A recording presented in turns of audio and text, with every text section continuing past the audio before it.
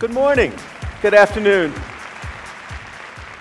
My original plan was to come out and demonstrate my drumming, but the other guys were so much better that I decided I would have to find another subject.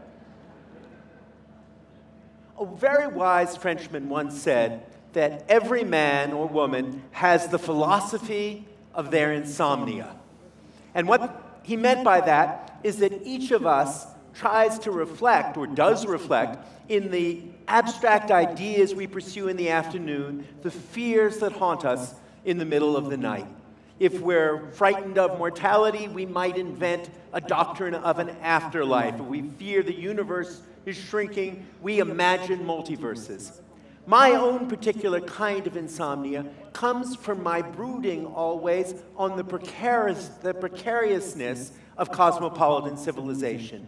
Why is it that again and again throughout human history, and particularly throughout modern history, do we see that societies that seem to us largely peaceful and prosperous, that somehow have solved some of the basic equations of pluralism, that have found practices of cosmopolitanism, principles of pluralism, nonetheless turn out to be wildly insecure, turn out to be prey to sudden overturnings into sudden capitulations. We need only think of 1914, whose centenary we celebrated recently, or even more sadly, of the events of the last 10 or 15 years to see how real the agony of my insomnia can be. The question really is, what are the principles that underlie those kinds of societies? 8 years ago, at a moment when Barack Obama was about to become president of the United States, I put myself to the work of trying to understand two great liberal thinkers and actors whose 200th anniversary we were about to celebrate. They were Charles Darwin and Abraham Lincoln. And I wrote a book about the strange coincidence that they were born on exactly the same day in 1809, and about what we could learn from their lives and practices about the underlying principles of that thing we call liberalism. Liberalism not in the sense of blind belief in a free market economy, but liberalism in the sense of exactly the underlying foundational beliefs of those kinds of modern democratic cosmopolitan civilizations. Well, 8 years later, the philosophy of my insomnia has never been more pregnant, nor perhaps more poignant. We have never been more aware than we have been made in the past year, and indeed in the past week, of that precariousness. So what were the underlying principles that I was able or struggled to distill from my study of those great thinkers? First, it seems to me, and simplest, liberalism, liberal humanism, rests on two basic and simple pillars. It rests on a belief in reform, and it rests on a belief in reason. Our belief in reform is the counter that we give again and again to those on the extreme left who believe in revolution, who believe that only revolution can remake society in a more equitable form. And we point in the tradition of Darwin and Lincoln to the possibilities of gradual evolution, to the enormous creative possibilities of evolutionary change, of self-organizing change, whether we see it in the biological world or we choose to see it in the political world. We point out that reform, far from being impotent or unable to change societies in fundamental ways, has an extraordinary record of enfranchisement, of adding sovereignty. We point to the extraordinary adventure of the emancipation of women in liberal societies over the past 100 years, something achieved by action, something achieved by self-organization, something achieved by the will of millions of women willing it, but something achieved not through violence, but through the gradual persuasion of whole societies. We believe in reform. We believe in the revolutionary possibilities of reform. And underlying that, we believe as well, I think, in reason. We believe in the great Enlightenment tradition, which tells us that reason is powerful, that pointing to evidence can be omnipotent, that actually looking at the problems of society or the problems of humankind, not as things that were solved long ago and can only be repeated, but instead as equations that need to be resolved anew in each generation, and that can only be resolved anew by looking at the particular evidence that we can find about the nature of human organization and the possibilities of human progress. We look to evidence about how best to organize our healthcare system. We look to evidence about how best to resolve disputes between nations. We look to evidence about the right way to find a balance between the extraordinary engine of prosperity that a free market can be and the absolute need that we have to govern that engine to keep it from overheating and exploding and causing undue and unnecessary suffering. Reason and reform, those are the two foundational beliefs of the liberal dispensation.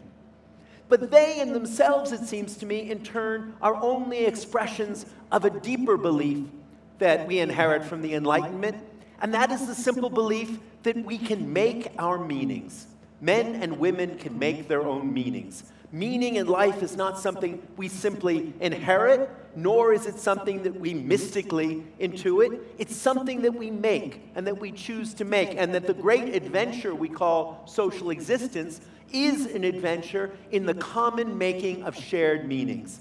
That's why the central conceptions of liberalism are all about private life as much as they are about public action.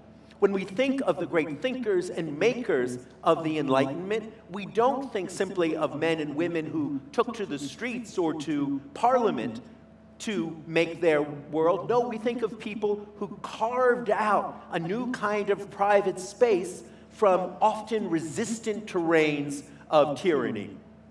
We think as much of the men and women who began the great adventure of the cafe in 18th century Europe, who began the business of carving out exactly that kind of semi-public, semi-private world in the cafe, and all of our historical evidence tells us that it was in those small associations, it was in the construction of civic capital, it was in the beginnings of social life shared among strangers that the real advances, the real inventions of the liberal imagination began. We believe in that act of making meanings for ourselves and for our friends in a way that perpetually goes forward, propels itself forward to become a form of social change. But let me not be fatuously optimistic. How could one be fatuously optimistic at a moment in history like this one? 25 years ago, those values, the values of liberal humanism, seemed to be disseminated across the globe. They seemed to be in the ascendant. They seemed to be things that more and more were going to be shared in common by all.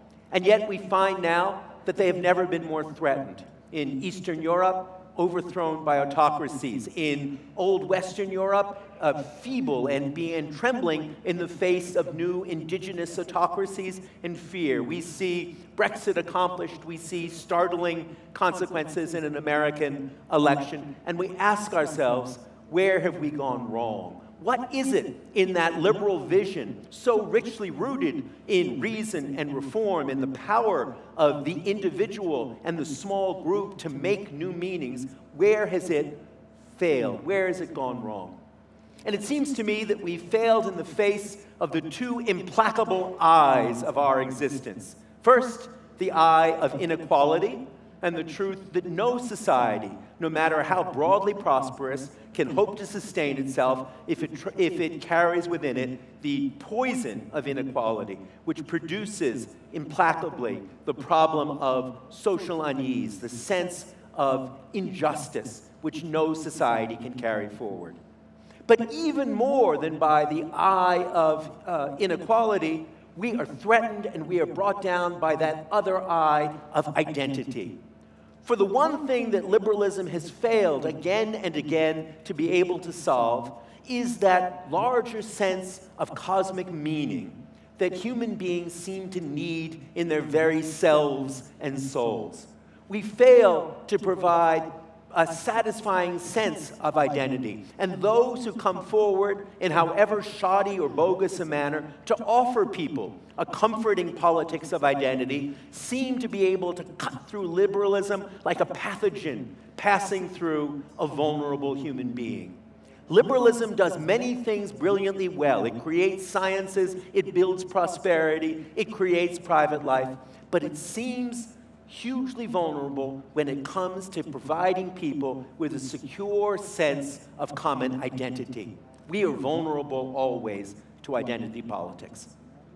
Now, if I were a politician, I would tell you that this is the great challenge of the 21st century, to try and find some way to combine those liberal politics of reason and reform, of self-made meanings, with a more secure and available sense of identity, to find some way to translate the enduring values of liberalism into a language of common identity that can be spoken and shared by frightened multitudes.